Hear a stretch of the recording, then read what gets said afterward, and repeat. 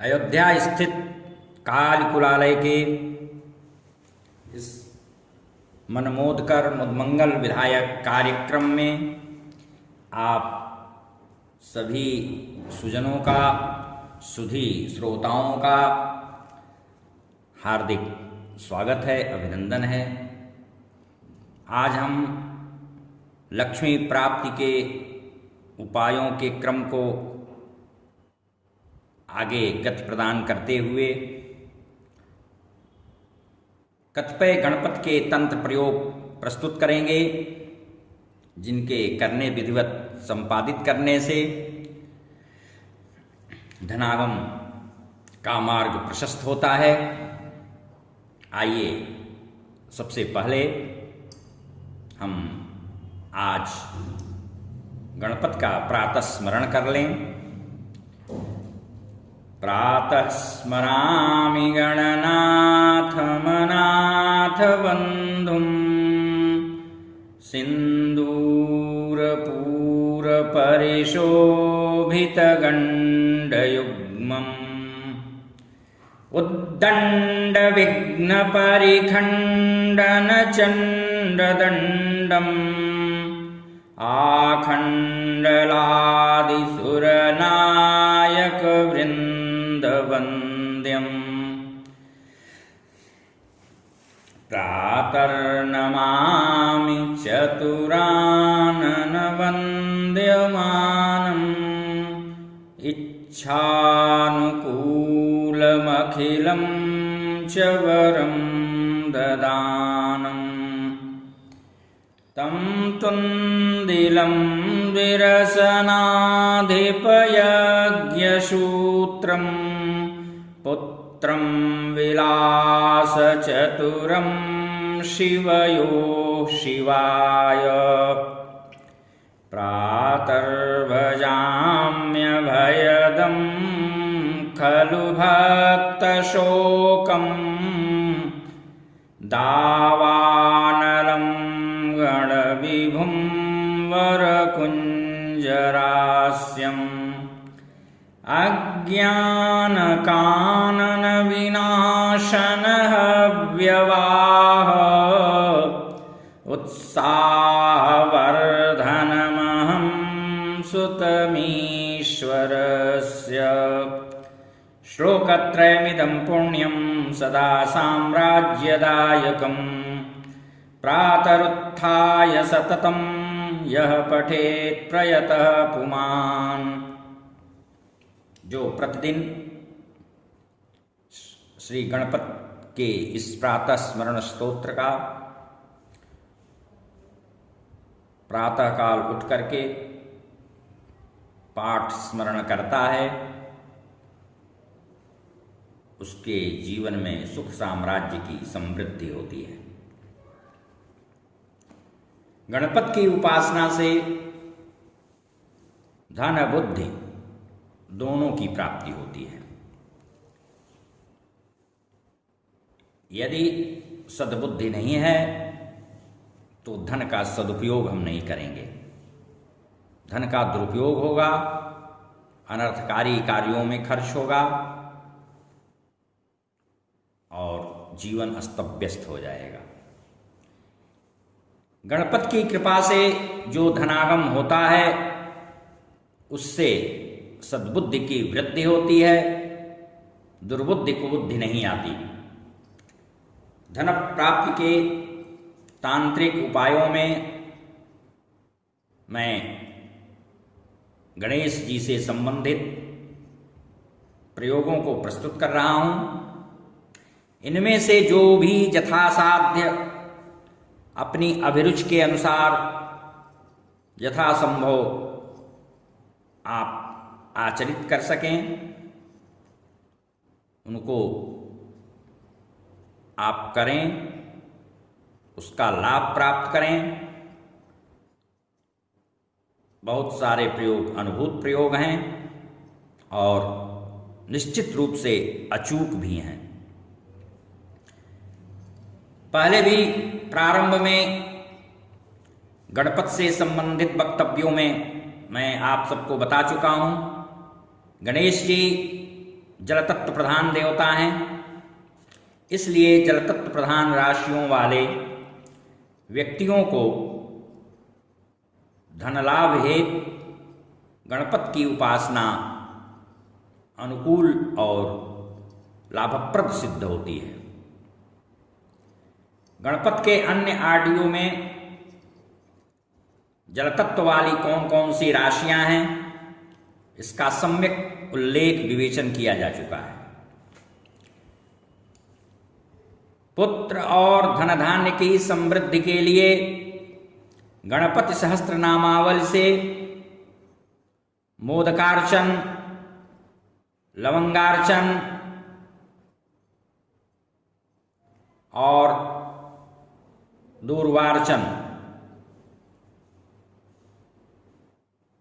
मंगलवार को पड़ने वाली चतुर्थी तिथि को करें और पूजेत यो यथाशक्त्या जुह्याच्च शमीदलैः, शमी पत्रों को गोघृत में डुबो डुबो करके इनके मंत्रों से हवन करें, तदनंतर तर्पणादि करें। ऐसा विधिवत करने से तस्य वंशे स्थिरा लक्ष्मी कदापि न विमुंचति, उसके वंश से स्थिर लक्ष्मी कभी भी दूर नहीं जाती। यह रुद्रयामलोक्त तंत्र का जो परम प्राचीन प्रसिद्ध ग्रंथ है, उसका वर्णित प्रयोग है। दूर्वार्चन करने के लिए यदि 3 ग्रंथियों वाली दुर्वा हो तो और अच्छा, नहीं तो जो भी दुर्वा उसको अच्छी तरह से स्वच्छ कर लें, उसमें से सूखे पत्तों को निकाल दें और उस पर हल्दी छिड़क दें, इत्र छिड़क दें और एक एक इनके नामों का स्मरण करते हुए उनके किसी विग्रह पर या गोबर का गणेश बना लें या सुपारी जिसको डली कहते हैं उसमें लाल कलेवा लपेट करके बना लें, या कोई उनका छाया चित्र रख लें या उनका यंत्र रख लें और उस पर समर्पित करने से दूर्वार्चन का प्रयोग संपन्न होता है। अन्य प्रयोग गणेश जी के 21 नामों का उच्चार करते हुए 21 तंत्रोक्त वनस्पतियों को चढ़ाया जाता है। इन वनस्पतियों को शास्त्र सम्मत विधान है चढ़ाने का, और इसके चढ़ाने से धन धान्य संपदा की वृद्धि होती है। विशेष करके बुधवार को यदि चतुर्थी तिथि हो तो और भी उत्तम, नहीं तो किसी भी महीने की गणेश चतुर्थी को आप यह 21 नामों से उनका पूजन कर सकते हैं और उसके साथ अंत में गणेश अथर्वशीर्ष का पाठ लाभदायक होता है। वैसे तो गणेश अथर्वशीर्ष का पाठ प्रतिदिन साधक को, व्यक्ति को करना ही चाहिए। 21 नामों का स्मरण करते हुए एकाग्र चित्त होकर के सिद्ध विनायक गणपति का ध्यान किया जाता है। एक दंत हैं, शूर्पकर्ण हैं, गजमुख हैं, चतुर्भुजाधारी हैं और उनके हाथों में पाश, अंकुश है, विद्यमान है। उनकी अंगकांति तप्त सुवर्ण के समान देदीप्यमान हो रही है और हम इस तरह से उनका ध्यान करते हुए एक एक नाम को बोलते हुए एक एक वनस्पति को चढ़ाते हैं। ओम सुमुखाय नमः शमीपत्रं समर्पयामि, गणाधीशाय नमः, उमापुत्राय नमः। इस तरह से करके 21 नाम उनके हैं।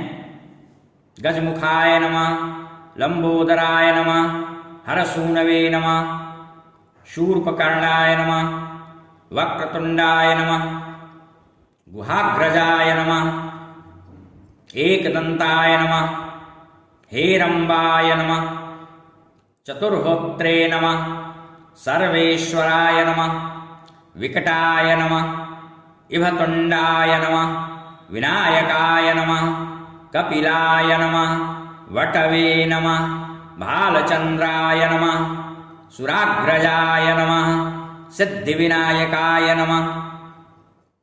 क्रमशः प्रत्येक नामों पर पहले नाम से शमीपत्र, दूसरे नाम से भंगरैया, तीसरे नाम से बिल्वपत्र, चौथे नाम से दूरबादल, पांचवें नाम से वेर का पत्ता, छठवें नाम से धतूरे का पत्ता, सातवें नाम से तुलसी दल। यह ध्यान रखें, गणपत को तुलसी दल निवेदित नहीं किया जाता है, लेकिन शूर्पकर्ण गणपत को तुलसी दल चढ़ता है। आठवें नाम से सेम का पत्ता, नौवें नाम से अपामार्ग का पत्ता, इसी को चिचिरा भी कहते हैं, लटजीरा भी इसे कहते हैं।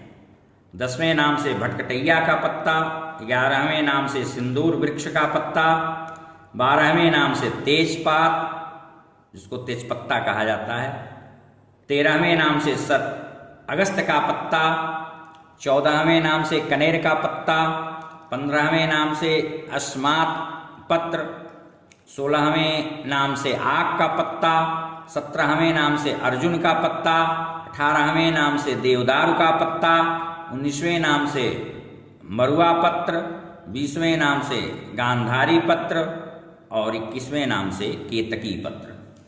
इस तरह से उनको ये सारी चीज़ें समर्पित की जाती हैं। इनकी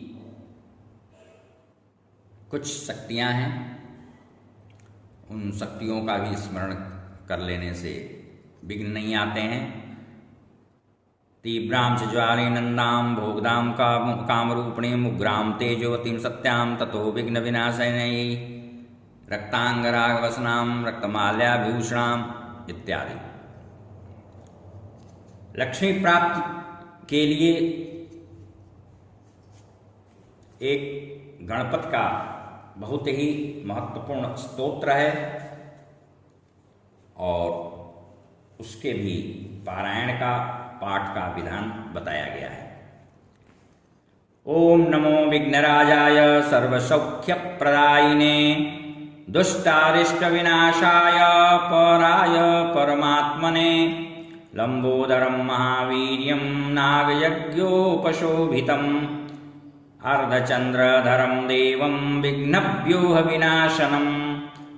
ओम ह्रां ह्रीं ह्रूं ह्रैं ह्रौं ह्राय रंबाय नमो नमः।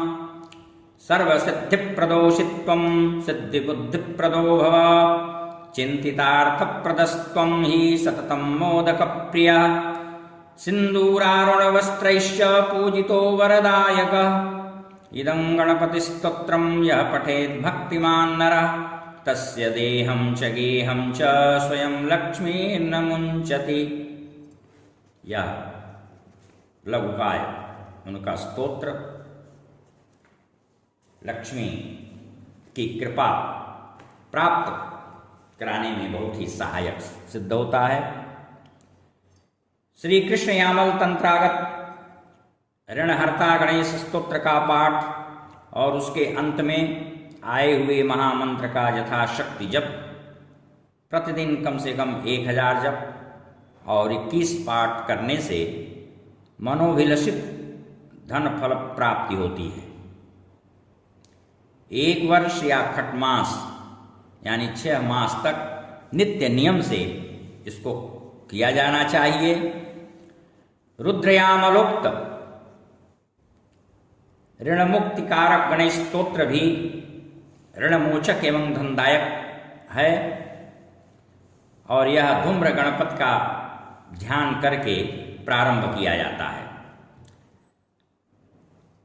शास्त्रों में प्राप्त होता है कि कलयुग में धूम्र गणपति का पूजन ध्यान पाठ प्रशस्त होता है। धूम्राक्षं धूम्रवर्णं धूम्रगन्धानुलेपनं धूम्रपुष्पैः पूज्यमानं नमामि ऋणमुक्तये सर्वसर्वात्मकं सर्वं सर्वगंधानुलेपनम, कहीं कहीं श्वेतगंधानुलेपनम ऐसा भी पाठ मिलता है। सर्वपुष्पै यत्र कुत्रचित श्वेतपुष्पै ऐसा भी है।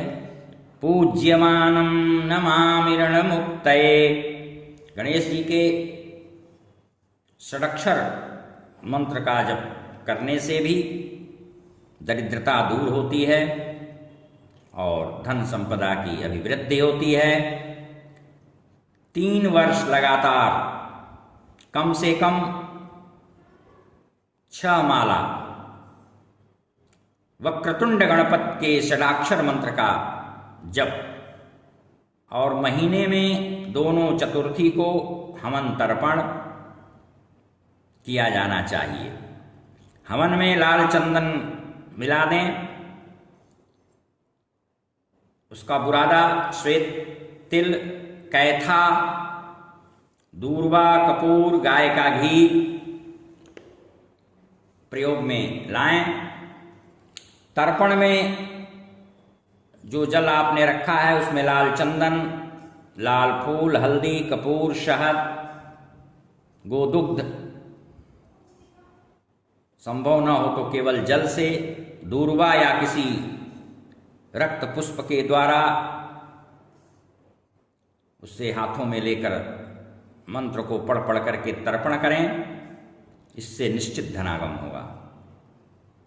लक्ष्मी है, लक्ष्मी विनायक महागणपति मंत्र प्रयोग भी विशिष्ट है और यह वशीकरण कारक भी है। इसके अतिरिक्त उच्छिष्ट गणपति का वाम मार्ग से किया गया मंत्र जप शीघ्र श्रीप्रद होता है। गुरु से दीक्षा लेकर के विधिवत करने के साथ साथ धनदायक सिद्ध होने लगता है उच्छिष्ट गणपति। गुरु पुख्य में श्वेतार्क की जड़ आप एक दिन पहले अक्षत से घेर करके आमंत्रित करावें और उस नक्षत्र में उसे निकाल करके धो पोंछ लें। पुनः उसे शुद्ध लाल वस्त्र पर रख दें। उस जड़ में रक्त कलावा लपेट दें और रक्त कलावा लपेट करके उस शुभ्र वस्त्र पर आम के पीढ़ा पर या किसी अन्य आधार पर रखें और प्रतिदिन पंचोपचार पूजन उसका किया करें। संभव हो तो श्वेतार्क गणपति या उच्छिष्ट गणपति, यह भी ना हो तो वक्रतुंड गणपति के षडक्षर मंत्र का ही या गणपति के नाम मंत्र का उसके सम्मुख बैठ करके कम से कम 4 माला या 6 माला जप किया करें नित्य। हवन न भी हो सके तो गणपति का तर्पण अवश्य किया जाना चाहिए, क्योंकि गणेश जी तर्पण से परम प्रसन्न होते हैं। इस प्रकार इन तांत्रिक प्रयोगों को विधिवत संपन्न करने से निश्चित रूप से साधक के ऊपर लक्ष्मी की कृपा बरसने लगती है। हरि ओम शांति।